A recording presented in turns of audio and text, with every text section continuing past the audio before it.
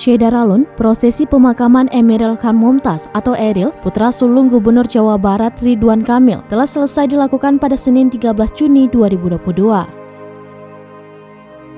Duka seorang ayah sangat terlihat ketika Ridwan Kamil mengantarkan putra sulungnya, Emeril Khan Mumtaz, ke tempat peristirahatannya yang terakhir.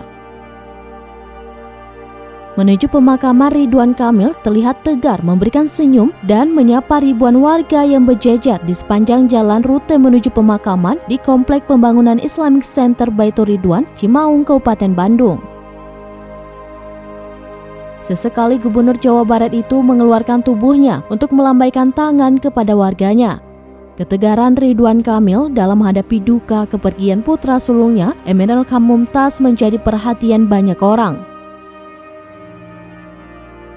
Dikutip dari tribunnews.com, sebelum meninggalkan makam putra sulungnya, Gubernur Jawa Barat menyempatkan diri untuk menyapa awak media.